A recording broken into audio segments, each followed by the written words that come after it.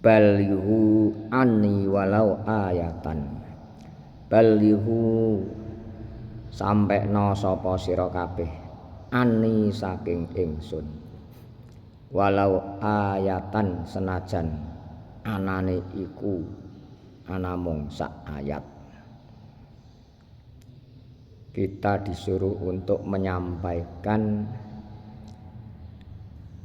ilmu pengetahuan tentang ibadah, tentang tata cara ibadah pada orang lain, walaupun itu satu bab. Kalau memang babakan fikih, kalau memang Al-Quran walaupun satu ayat, kalau memang ilmu-ilmu itu dibutuhkan pada orang lain, jangan kita biarkan, sampaikanlah pada mereka, karena itu merupakan sedekah jariyah lewat ilmu. Orang berdakwah itu tidak usah menunggu ilmunya setinggi langit, atau dikatakan ilmunya kalau sudah banyak. Ilmu sedikit kalau memang itu dibutuhkan orang, maka berikanlah. Jangan disimpan, jangan dibiarkan mereka tidak mengetahui padahal kita mengetahui. Memang di zaman akhir ini kadang juga ditertawakan orang berjuang yang sebenarnya itu benar menurut agama. Kadang-kadang diejek, kadang-kadang ditertawakan, kadang-kadang ya diolok-olok seperti itu. Katanya yang lebih mandes lagi, koyok yo pinter-pinter dhewe, alim-alim dhewe, jos-jos dhewe, naudzubillah. Biarlah mereka berkata yang tidak enak, bila mana kita dengarkan. Bersabarlah, tabahlah dan bertawakallah kepada Allah. Yang penting kita ini menyampaikan dalam hal kebenaran, walaupun ditentang berbagai macam tantangan. Kita tetap berdoa kepada Allah, kepada Yang Kuasa, agar diberi ketabahan, kesabaran, serta ditunjukkan ke jalan yang benar, ke jalan yang lurus, ke jalan yang diridhoinya. Amin. Kita tetap semangat dalam memperjuangkan dakwah Islam. Intisarinya dalam perjuangan Islam yang harus kita sampaikan lebih awal adalah masalah bab akidah, yang kedua bab fikih, yang ketiga bab akhlak. Mengapa? Akidah merupakan pondasi dalam segala-galanya. Ilmu tentang mempelajari ketuhanan yang benar. Yang kedua adalah fikih, ilmu tata cara untuk mengetahui beribadah, tata caranya, syarat rukunnya. Karena ibadah kalau tidak didasari ilmu pengetahuan tidak ada gunanya. Jangan gentar walaupun kita ditertawakan orang di luar sana. Kita menyampaikan hal kebaikan itu merupakan sedekah. Mereka menertawakan karena mereka tidak mengerti. Pandai Pak, tapi kan tidak mengerti. Di zaman akhir ini sekarang banyak orang pandai, nyatanya fakta tidak tahu. Pandainya ya memang pandai secara umum, tapi kan tidak mengerti, tidak bijak, tidak sopan, tidak santun. Benar apa salah saudaraku di mana saja berada? Mari kita berpikir, jangan diam-diam saja. Sampaikanlah pada mereka hal kebenaran dan kesabaran. Yang ketiga, masalah akhlak.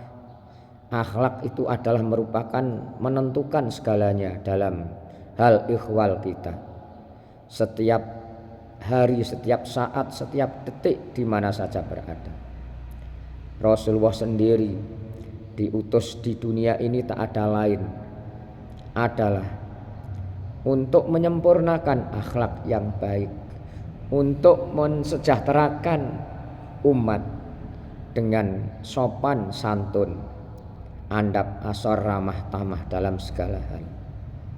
Dalam sabdanya, innama bu'istu liutammima makarimal akhlaq. Innama bu'istu angin pestine den utus sapa kita, sapa ingsun liutammima yakti nyampurnaake sapa ingsun makarimal akhlaqi ing mulyane akhlak, yakni akhlak yang terpuji, akhlak yang baik, akhlak yang terhormat, baik di hadapan manusia maupun di hadapan Allah Subhanahu wa ta'ala. Maka kita semua saudaraku di mana saja berada, jangan malu-malu menyampaikan hal kebaikan. Kalau kita memalu-malu menyampaikan hal kebaikan, itu termasuk sudah kena provokasi setan iblis. Setan iblis senang dengan berhentinya orang yang berdakwah, berhentinya orang yang berbuat baik. Itu iblis sangat senang sekali. Tapi iblis benci pada orang yang berdakwah, pada orang yang berjuang semata-mata mencari ridhonya Allah. Tinggal kita mau mengerjakan apa tidak. Semuanya itu harus didasari ilmu pengetahuan yang cukup, biar tidak mudah diombang-ambingkan oleh keadaan yang disetir oleh iblis. Mengapa?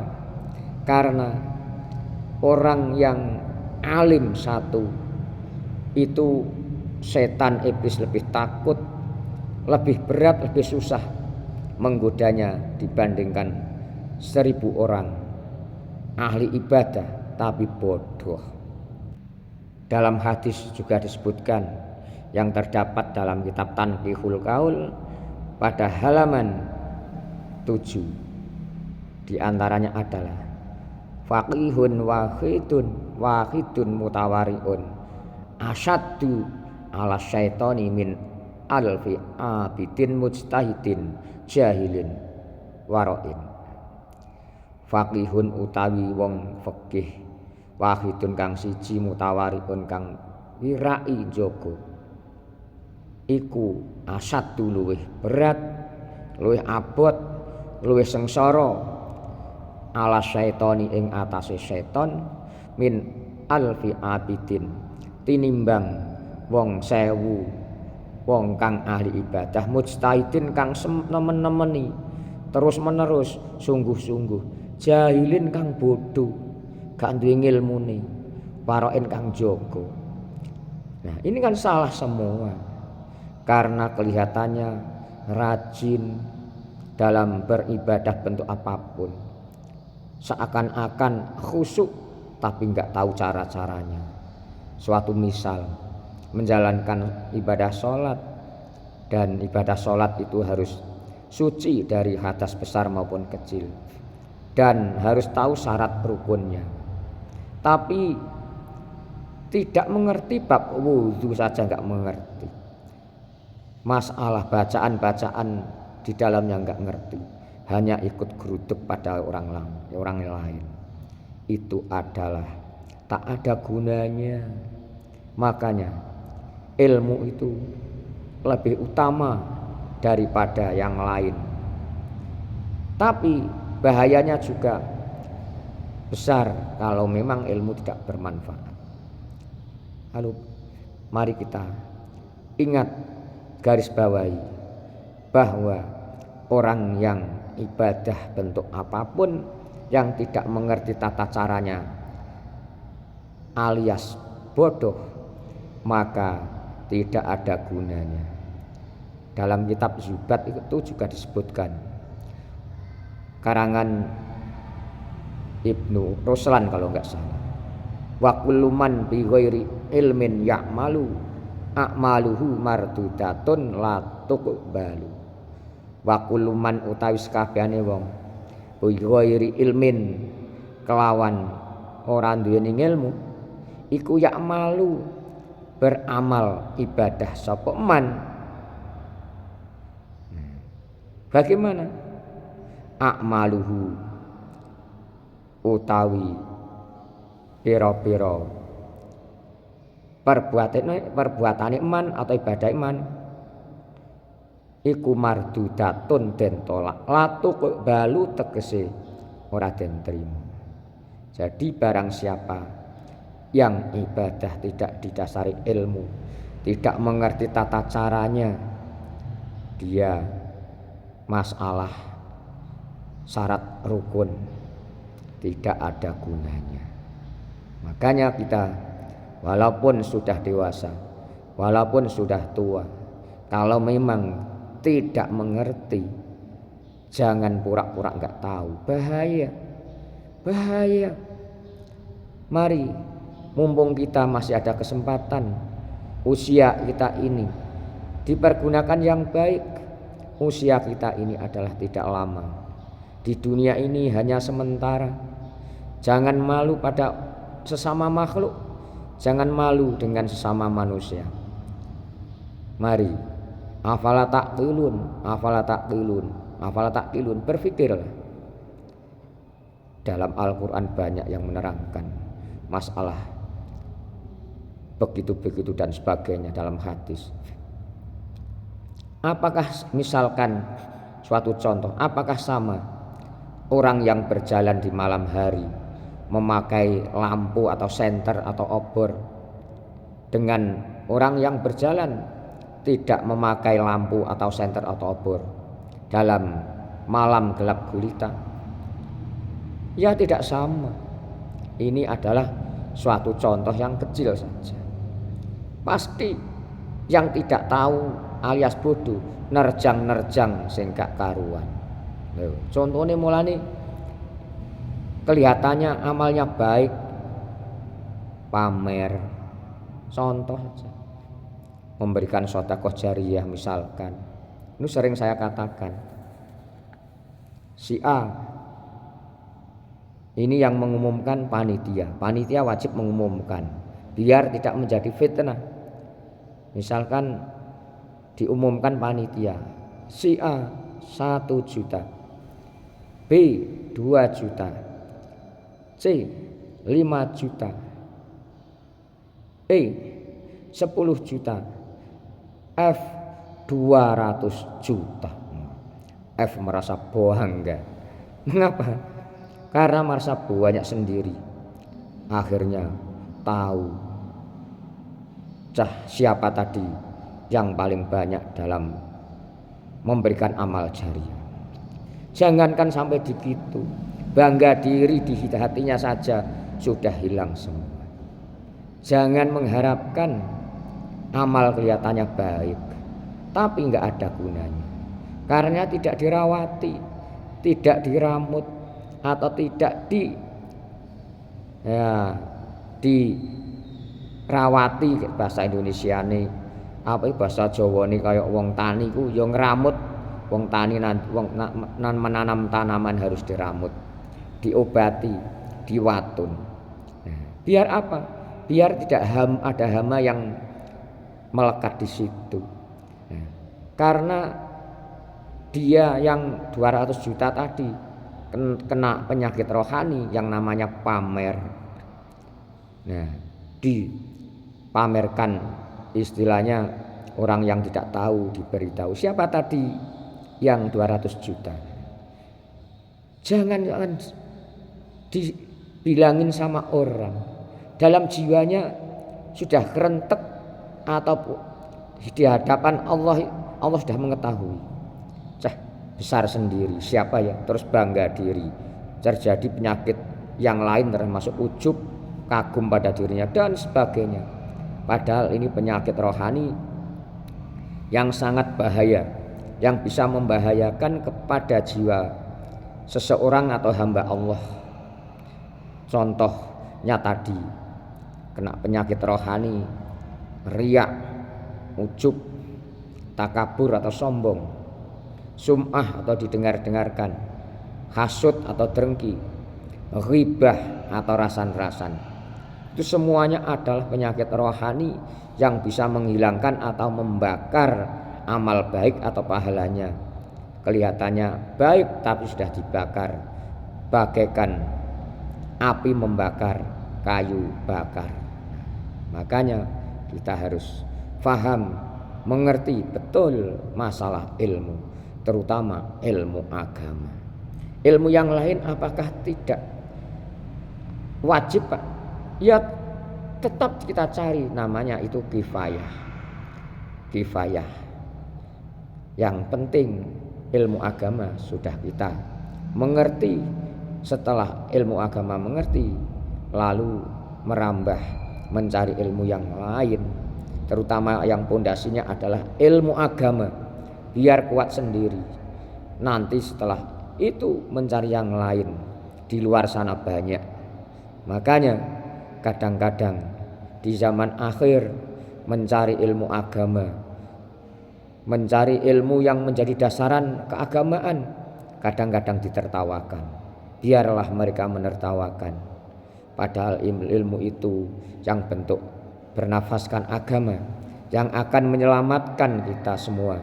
Pada orang tua termasuk keluarga, bisa memberikan gambaran atau pertolongan yang lain. Lebih-lebih putra putri kita menjadi orang penghafal Al-Quran, soleh-solehah. Besok orang tuanya diberikan penghormatan tersendiri. Apakah tidak bangga orang tua yang punya anak seperti ini? Semua idaman, tapi tidak semudah membalikkan tapak tangan begitu. Semuanya lewat proses seperti halnya Allah menjadikan langit bumi, bukan terus seketika. Proses, padahal apakah Allah tidak mampu seketika? Mampu. Ini adalah merupakan pelajaran bagi kita semua. Wahyu yang pertama turun juga merupakan pendidikan, mengajak kita untuk membaca, untuk menulis, untuk belajar bentuk ilmu apapun yang digambarkan dalam wahyu pertama surat Al-Alaq ayat 1-5. Iqra bismi rabbikal ladzi khalaq, khalaqal insana min 'alaq, iqra wa rabbukal akramul ladzi 'allama bil qalam, 'allamal insana ma lam ya'lam. Coba renungkan, saudaraku, semua di mana saja berada, kita berbuat bentuk apapun, kalau memang baik akan dibalas kebaikan, begitu juga sebaliknya. Walaupun ditertawakan di luar sana, biarin menertawakan. Kita semua adalah suatu perjuangan, termasuk jangan gentar menghadapi orang-orang yang tidak mau menerima. Itu sudah wajar karena tidak tahu. Jangan diolok-olok. Orang yang mengolok-olok itu lebih jelek daripada yang diolok-olok. Jangan-jangan lebih baik yang diolok-olok. Kalau memang kita orang yang beriman, coba lihat Al-Quran surat Al-Hujurat ayat 11. Ya ayyuhalladzina amanu la yaskhar qaumun min qaumin asa ayyakunu khairam minhum wala nisa'um min nisa'in asa yakuna khairam minhum. Ya ayyuhalladzina hu iling-iling wong akeh amanu kang padha iman sapa alladzina la yaskhor aja ngolok-ngolok sapa kaum atau kelompok atau termasuk golongan atau termasuk kumpulan-kumpulan terserah min kaumin kang saking kaum liya atau kelompok liya asa ayakunu menawa yen ta ana sapa kaum sing diolok-olok iku khairan luweh apik minhum tinimbang kaum atau wong sing ngolok wala nisaun lan aja ngolok-ngolok sapa nisaun wong wedok min nisain kang saking wedok liyane asa ayyakunna menawa ana sapa wedok sing diolok-olok iku khairan luwih apik minhunna tinimbang wedok sing ngolok-ngolok sing diolok-olok iki kedepan wala talmizu anfusakum wala tanabaju bil alqab bi'sal ismul fusuqu ba'dal iman wa man lam yahtub fa ulaika humuz zalimun. Begini ini ingat di akhir ayat waman utai sapa wonge kulam yaktub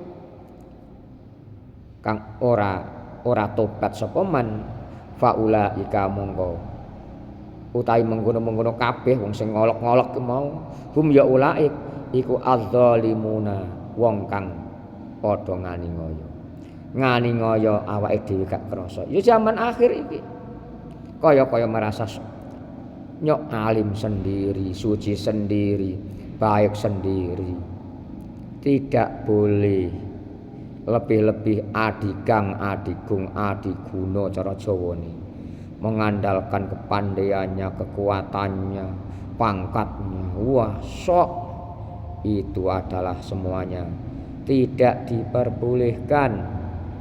Makanya harus belajar. Kuncinya 3 ilmu tadi. Di mana? Ilmu tauhid atau akidah, ilmu fikih dan ilmu akhlak. Makanya kita garis bawahi orang yang soleh itu pasti pandai, mengerti, bijak dalam segala hal, sopan santun, ramah tamah. Kalau memang itu salah mau diingatkan, kalau ada sesuatu permasalahan dimusyawarahkan, itu juga perintah Al-Quran. Wasyawirhum fil amr fa idza azamta fatawakkal 'alallah innallaha yuhibbul mutawakkilin. Itu dalam Al-Qur'an.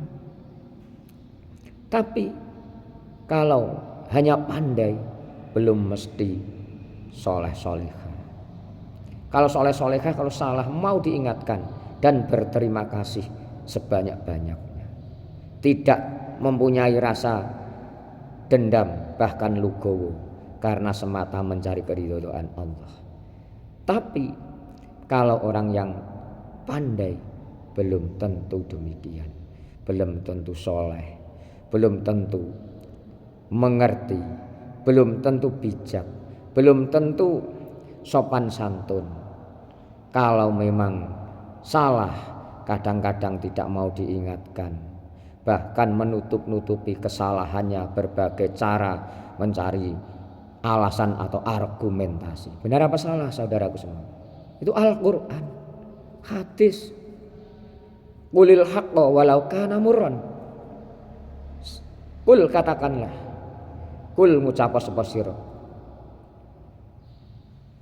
Qulil haq al haqqa ing barang kebenaran. Walau murran lan senajan anane ucapan iku murran pahit getir dituduh yang bukan-bukan, bahkan diancam orang.